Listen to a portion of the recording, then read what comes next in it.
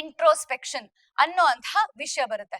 ಮೊದಲನೇದಾಗಿ ನಮ್ಮ ಬಗ್ಗೆ ನಾವು ತಿಳ್ಕೊಂಡಿರೋದು ಬೇರೆಯವರು ನಮ್ಮನ್ನ ವ್ಯಾಲಿಡೇಟ್ ಮಾಡಿದಾಗ, ಎರಡನೇದಾಗಿ ನಾವು ನಮ್ಮ ಬಗ್ಗೆ ತಿಳ್ಕೊಂಡಿರೋದು ಇಂಟ್ರೋಸ್ಪೆಕ್ಷನ್. ಇಂಟ್ರೋಸ್ಪೆಕ್ಷನ್ ಅಂತಂದ್ರೆ ಯಾರ ಜೊತೆನೋ ಜಗಳ ಆಗುತ್ತೆ ಅಂತ ಅನ್ಕೊಳ್ಳೋಣ, ಜೋರಾಗಿ ಮಾತಾಡ್ತೀವಿ, ಕಿರ್ಚ್ತೀವಿ, ನಗ್ತೀವಿ, ಅಳ್ತೀವಿ, ಬೇರೆಯವ್ರ ಜೊತೆ ಇನ್ನೇನೋ ಹಂಚ್ಕೋತೀವಿ. ಎಲ್ಲಾ ಮಾತಾಡಾದ್ಮೇಲೆ ನಮಗೆ ನಮ್ಮದೇ ಆಗಿರುವಂತಹ ಒಂದು ಜಾಗ ಅಥವಾ ಸ್ಪೇಸ್ ಸಿಕ್ಕಾಗ, ಕರೆಕ್ಟ್ ಅಲ್ವಾ, ನಾ ಹೀಗ್ ಮಾತಾಡ್ದೆ, ನಾ ಹೀಗ್ ಮಾತಾಡ್ಬಾರ್ದಿತ್ತು, ನೆಕ್ಸ್ಟ್ ಟೈಮ್ ಈ ತರ ಮಾತಾಡಿದಾಗ ನಾನು ಹಾಗ್ ಮಾತಾಡೋಣ ಅನ್ನೋ ತರ ನಾವು ನಮ್ ಬಗ್ಗೆನೆ ಯೋಚನೆ ಮಾಡ್ತೀವಲ್ಲ, ಇದಕ್ಕೆ ನಾವು ಇಂಟ್ರೋಸ್ಪೆಕ್ಷನ್ ಅಂತ ಹೇಳ್ತೀವಿ. ಈ ಇಂಟ್ರೋಸ್ಪೆಕ್ಷನ್ ಯಾವಾಗ ಮೂಡುತ್ತೆ ಅಂದ್ರೆ ನಮ್ಮಲ್ಲಿ ಒಂದು ಅವೇರ್ನೆಸ್ ಬಂದಾಗ. The moment we start getting aware, we start introspecting our selfs, we have the capacity to think about our self.